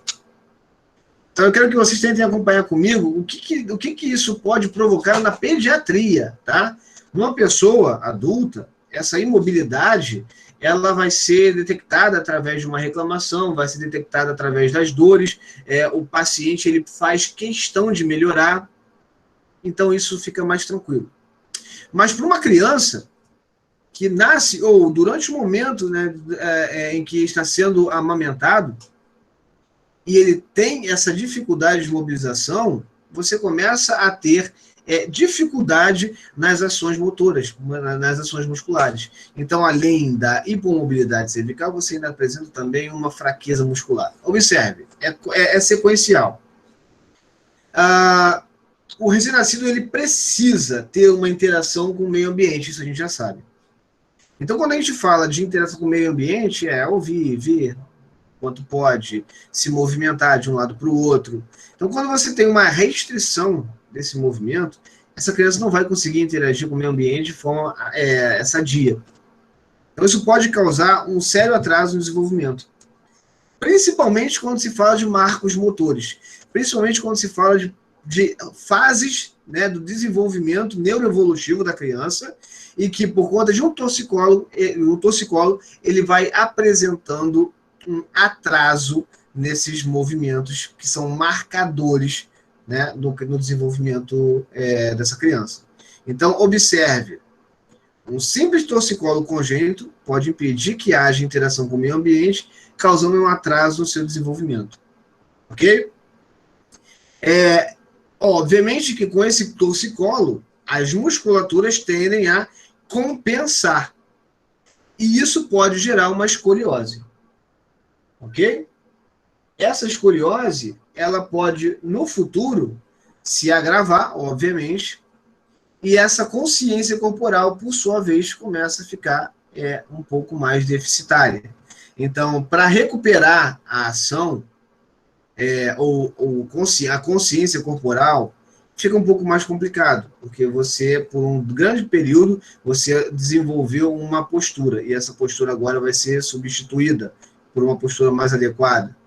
A necessidade de você interferir, ou fazer uma intervenção terapêutica no paciente com torcicolo congênito se torna muito necessária e não é casual, tá? Tudo isso vai acarretar não somente a déficit na consciência corporal, o equilíbrio vai ser prejudicado, e é óbvio que, de consequência, você acaba tendo alterações aí da simetria em relação às cinturas e os membros, claro, tá, gente? Então, não é uma coisa corriqueira, também não é uma coisa a se ignorar, é uma coisa a se tratar imediatamente, tá? E aí, obviamente, com o tratamento, eu espero que eu consiga clicar nessa imagem, né? Senão eu vou ter que fazer a mesma coisa, né? Que vacilo. Era para ser um hiperlink, mas tá bom. Então, o que nós podemos fazer em relação ao tratamento? Tratamento, para nossa alegria, né? É basicamente fisioterapêutico, tá? Não é de qualquer jeito, claro. Você não vai fazer um alongamento de qualquer jeito, você não vai fazer uma manipulação de qualquer jeito, você não vai fazer nada de qualquer jeito, como você não faria com ninguém de qualquer jeito. Então, esse alongamento, ele é um alongamento que ele é manual, ok? E ele tem que ser feito antes de alcançar o período dos 4 meses. Por que isso, cara? Por que antes dos 4 meses? Porque até os 4 meses, a gente ainda consegue manipular o paciente sem que o paciente fique irritadiço o suficiente para isso. Então, a gente pode fazer um alongamento manual, suave, né? Sem imprimir uma velocidade alta, sem imprimir uma tensão muito alta, para que a gente consiga estimular de forma adequada a produção, a proliferação, a multiplicação, o crescimento, a maturação muscular, a miogênese, de uma forma geral. Então, a gente precisa levar em consideração que um estiramento vai provocar lesão. Então, um alongamento muito intenso provoca lesão. Mas um alongamento progressivo, lento, bem cauteloso, pode promover uma estimulação de mais produção de células musculares. Por isso aí o termo miogênese, ok? A mobilização ativa, galera, a mobilização ativa basicamente vai depender da participação efetiva do paciente. Mas um paciente de 4 meses, de 5, 6, 7 meses, não é tão efetiva, tá? Por isso, a gente precisa utilizar recursos que possam chamar a atenção da criança para aquilo que nós queremos. Então, trabalhar com criança é ser lúdico, tá? Trabalhar com criança é entender que, para ela, as coisas vão fazer sentido se forem interessantes, se forem motivacionais. Então, as crianças, de forma geral, todo mundo é gerado de forma a ser motivada. Só que as crianças vão procurar o quê? Aquilo que chama a atenção. Sons, cores, luzes, movimentos, e esses movimentos têm que ser algo que possa trazer a criança a mover a cabeça para o lado que nós queremos. Se o torcicolo é do lado esquerdo, por que não fazer ele olhar para o lado direito? Para ele mesmo fazer essa mobilização ativa e olhar. Por mais difícil que seja, é algo que precisa ser galgado, né? E isso vai depender do fisioterapeuta, mas lá na frente vocês vão perceber que isso não é somente algo do fisioterapeuta, tá? É familiar. Então, vamos lá. Nessa mobilização ativa, você, além de alongar a musculatura, você ainda trabalha o fortalecimento muscular. Então, você pode trabalhar o fortalecimento basicamente na mobilização ativa. Isso aí é fato, tá? Se você conseguir aumentar a permeabilidade, né, dos vasos, né, das paredes sanguíneas, das paredes dos vasos sanguíneos, nos tecidos, é óbvio que a oxigenação ela vai ser muito melhor, a nutrição ela vai ser muito melhor. Então, o que pode favorecer isso? A massagem. A massagem ela é a melhor forma de você conseguir aumentar essa permeabilidade dos vasos capilares, vasos sanguíneos. E se você tem contratura muscular, você tem uma hipóxia, você tem uma diminuição da contração. É o momento em que você não tem a nutrição daquela célula. Então, a massagem, ela pode permitir, obviamente, uma massagem cautelosa, pode permitir um avanço bem legal em relação à melhora do paciente. Talvez eu consiga mostrar, talvez eu não consiga mostrar. Deixa eu ver aqui, Carlos, vou ter que... Opa! Vai com Deus, meu brother. Vai com Deus, que tudo dê certo lá para vocês, tá? Boa sorte lá, tá? Parabéns a princípio. E quem mais perguntou alguma coisa?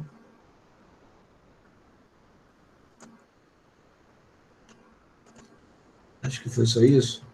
Acho que foi só isso. Ah, Daniele, poxa, depois se você puder, dá o nome desse livro pra gente. Se tiver em PDF, melhor ainda. Compartilhar PDF eu adoro. Adoro compartilhar e adoro receber. Mas, Daniele, se você tiver, você pode mandar, tá bom? Então, vamos lá. Seguindo aqui. Alguém já ouviu falar em kinesiotaping? Kinesiotaping é o nome de uma fita adesiva, né? Elástica, do que... Ah, que pena.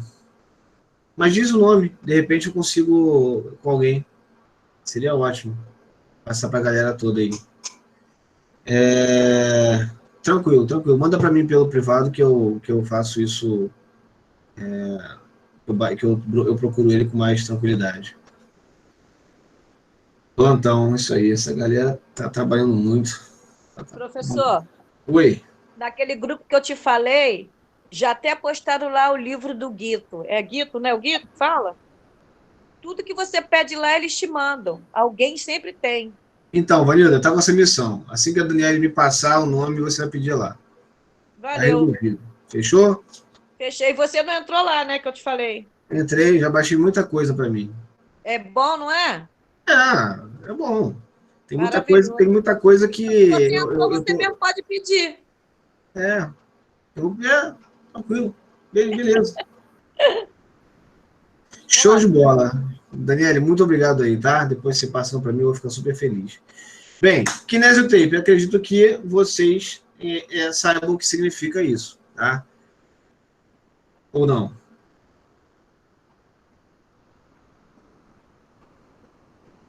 Beleza. Eu não sei. Não sabe, Vanilda. Então vamos lá. Eu vou tentar explicar para você mais ou menos como funciona o kinesiotape, tá? E vou aproveitar e vou tentar mostrar esse vídeo aí clicando no botãozinho. Vai que rola, né? Mas tudo bem, se não rolar, eu vou fazer daquele jeito que eu fiz. Eu saio, pego lá o link e tal, jogo lá e pai, vocês ficam sabendo.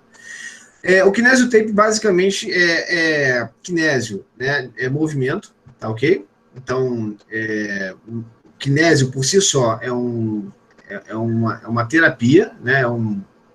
É uma fita que tem a ação de gerar um determinado tipo de estabilização de movimento ou estimular esse mesmo movimento. Vai depender de como nós vamos usar. Tanto pode servir para inibir o movimento, como também pode servir para estimular o movimento, como também pode servir para sedar algum tipo de dor. Tá? Isso vai depender muito do estímulo miotático que vocês vão utilizar no paciente. E vocês precisam lembrar da aula de cinesioterapia 2, quando a gente conversou sobre Bobat. Os pontos-chave de controle do paciente estão muito associados com o kinesiotape, por mais que não pareça, está muito associado. Porque lembra que eu falei com vocês que se vocês quiserem fazer, por exemplo, uma flexão de punho, é melhor que vocês tracionem a mão na região do punho, ou que vocês tracionem a mão na direção contra o punho, para que você tenha um movimento chave de controle daquela região. Então, pensem que você colocando uma fita adesiva elástica na direção da inserção, origem e o ventre muscular, vocês estão ali promovendo um toque cutâneo, ou seja, uma estimulação miotática. Se você aponta o adesivo, né, vamos dizer que estamos falando da musculatura extensora do punho, você coloca aí, você inicia esse adesivo lá da origem e vai descendo até a sua inserção, a tendência é você inibir a contração desse extensor, a não ser que você coloque da inserção e deslize o adesivo até a região de origem. Então, você tem aí uma ativação muscular. Então, na hora de você tratar com o kinesiotape, você tem que saber exatamente como você vai aplicar para você não fazer errado, tá? Porque você pode melhorar a condição do paciente, mas você pode prejudicar de forma drástica a condição dele, ok? Inclusive, eu já tive uma experiência em estágio, né? Os meus estagiários quiseram aprender a fazer o kinesiotape, eu demonstrei em alguns pacientes, em alguns estagiários o kinesiotape, e foi verificado o resultado. Na hora de fazerem os testes, de fazerem as práticas em si, um no outro, claro, teve um estagiário que fez o movimento à direção contrária, àquela que precisava. E isso ativou a musculatura que precisava ser inibida de uma estagiária que estava morrendo de dor na cervical. Ou seja, ao invés de melhorar a condição dela, acabou sendo acentuada. Então, isso precisa ser levado em consideração na hora de tratar com kinesiotape. É necessário entender como ele funciona, tá? Você pode trabalhar o kinesiotape também de forma transversal ou oblíqua, formando rede, permitindo que aquela região seja sedada. Então, você, com uma dor no local, você pode sedar. Muito utilizado pelo spirotaping. Então, assim, o spirotaping, nesse caso, não tem elasticidade, como o kinesiotape tem, mas tem uma ação de sedação também. É bem comum você utilizar o spirotaping também para estimular ou inibir uma contração muscular, ok? Deixa eu ver se eu consigo mostrar para vocês através do vídeo dessa aqui. Eu vou tentar uma vezinha só. Não conseguindo, eu vou copiar esse linkzinho. Vamos lá, não deu certo. Não vou perder tempo mais não. Ficou muito texto dele não funcionar. Mas fazer o quê, né?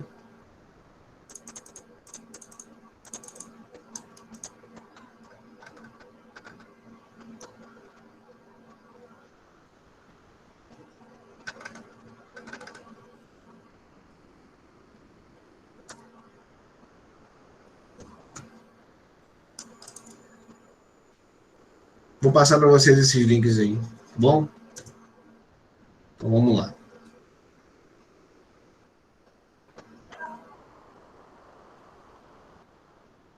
Apesar de não ser numa criança, a gente pode ter uma ideia mais ou menos do que nós vamos encontrar aqui. Vamos lá. Kinesia tape, basicamente, então, é uma fita adesiva com propriedades elásticas que vão permitir, nesse caso aqui, a gente vai mostrar, a gente vai definir aqui a ação desse kinesio tape justamente na musculatura do esternocleidomastoide, tá? Só lembrando que vamos deixar a propaganda passar, e quando a propaganda passar, a gente começa já. Não, passou. Vamos ampliar isso aí para vocês. Bem, o que eu quero que vocês vejam aqui, galera? Eu quero que vocês vejam a localização, né, nessa figura menor aí do esternocleidomastoide, ok? Lembrando que ele vai ser inserido lá no processo mastoide com suas origens relacionadas ao externo e à clavícula. E aí nós vamos ter a imagem dessa moça fazendo, né, recebendo a aplicação do kinesio tape, tá?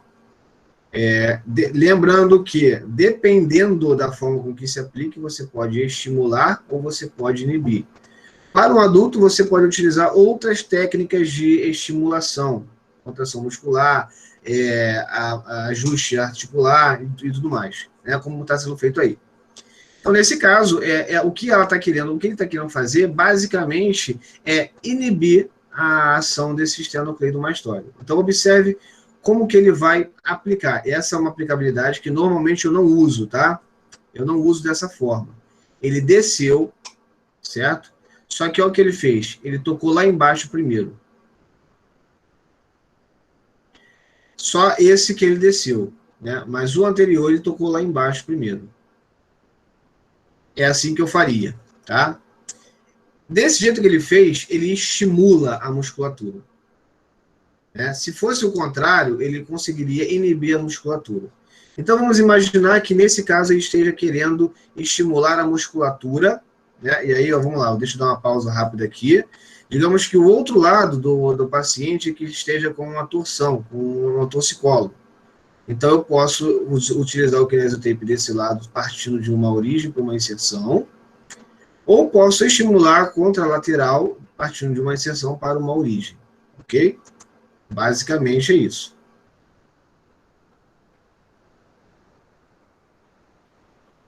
E é o tipo de coisa que eu prefiro mostrar na prática presencial do que mostrar em vídeo. Mas, basicamente, é isso, é a minha intenção, mostrar o kinesio tape para vocês, tá? Então, vamos lá. Deixa eu sair daqui. Vamos voltar aqui para a imagem. Deixa eu ver o que alguém falou alguma coisa aqui.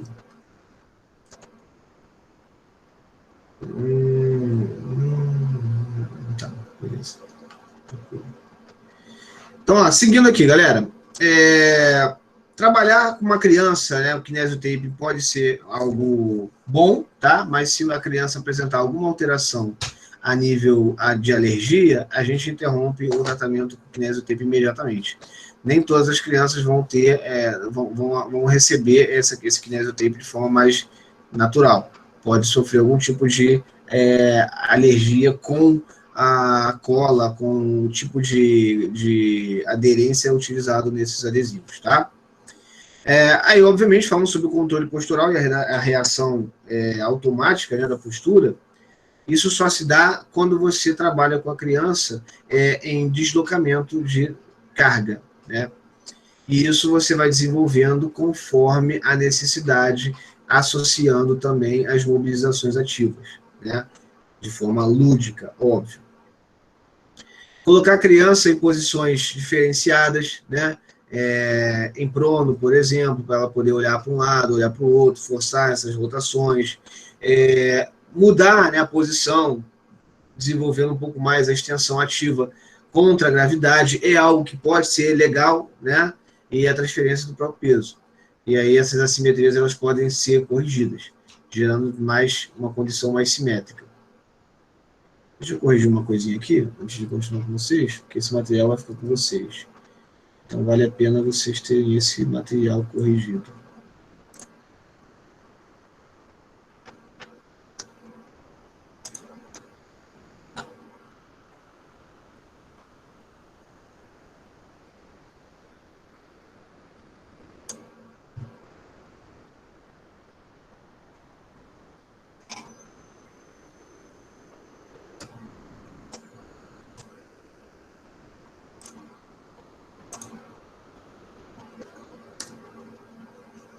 Pronto. Então, basicamente, se você tiver algum padrão assimétrico, você pode trabalhar com essa transferência de peso e garantir uma simetria adequada para a criança. Bem, fugindo um pouquinho da nossa área, a não ser aqueles que estão torcendo, né, aqueles que vão migrar para a área de dermatofuncional e tudo mais, e estão torcendo para que o Conselho Regional de Medicina e o Conselho Regional de Fisioterapia e Terapia Ocupacional entrem no consenso em relação à aplicação da toxina botulínica, o que no caso da fisioterapia ainda não é uma realidade. Nós não podemos fazer esse tipo de aplicação, não sei como vai ficar lá para frente, é uma briga ainda. A toxina botulínica ela pode ser efetiva durante o momento em que você aplica e trabalha com a fisioterapia. Então, tudo aquilo que foi falado anteriormente pode ser realizado após a aplicação da toxina botulínica. Ela vai basicamente inibir as musculaturas mais contraídas, permitindo que a gente consiga trabalhar o fortalecimento da musculatura contralateral e permitindo um alongamento, que nesse caso vai ter um auxílio químico. Em alguns casos, né, eu não recomendo a toxina botulínica, tá? Eu, particularmente, principalmente para uma criança, eu não recomendo, tá?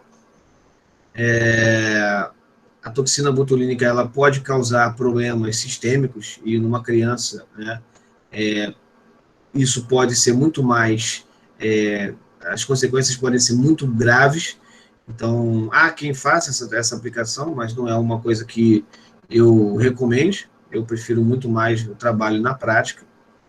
Mas a cirurgia, ela pode ser indicada para aqueles casos que eu falei anteriormente. Se for, por exemplo, um fibroma, né? Nesse caso aí, o objetivo de tratar é retirar esse fibroma. Isso pode ser até os 6 meses, né? Você pode fazer esse tratamento, essa cirurgia, até os 6 meses de vida. Basicamente, em cima desse tipo de trabalho que a gente desenvolve, né? Ou melhor, até os 6 meses não. Após os 6 meses, se você não teve uma recuperação do toxicolo, você pode, então, participar de uma cirurgia para retirada desse fibroma e, obviamente, desenvolver um trabalho de fisioterapia um pouco mais efetivo com o paciente. Ok? Tem algum microfone aberto. Alguém quer perguntar alguma coisa? Eu estou ouvindo um som. Deixa eu ver se eu descubro quem é que está com o microfone aberto aqui, gente.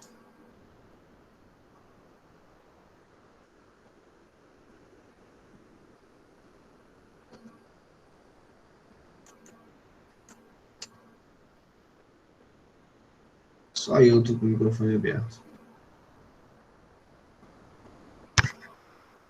Será que o problema... Vocês estão ouvindo um barulhinho aí, chatinho? Eu não ouvi nada não, professor. Que bom, pode ser o meu som, minha caixinha de som que ando parar. Mas vamos lá, vamos que vamos. Galera, como eu falei anteriormente, é a fisioterapia a base para todo o tratamento, tá bom?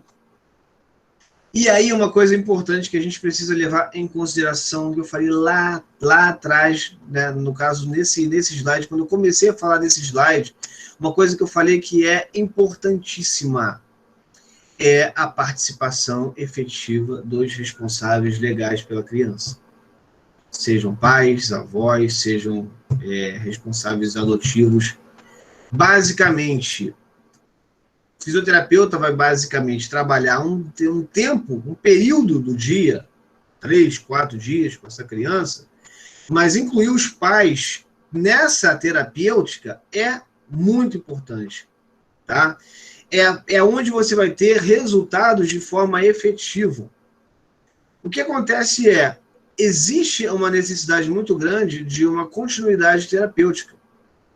E essa continuidade terapêutica, ela pode prosseguir em casa, na casa dessa criança. Então, os pais podem aprender algumas técnicas com a gente, algumas movimentações com a gente, algumas brincadeiras com a gente, para que diariamente e constantemente esses exercícios eles possam ser realizados, melhorando assim de forma grandiosa o torcicolo congênito nessa criança, certo? Então, é de fato uma condição sine qua non que os pais tenham participação efetiva no tratamento dos seus filhos, ou seus tutores legais. Então, eu fecho a matéria de prova de V1 até o dia de hoje.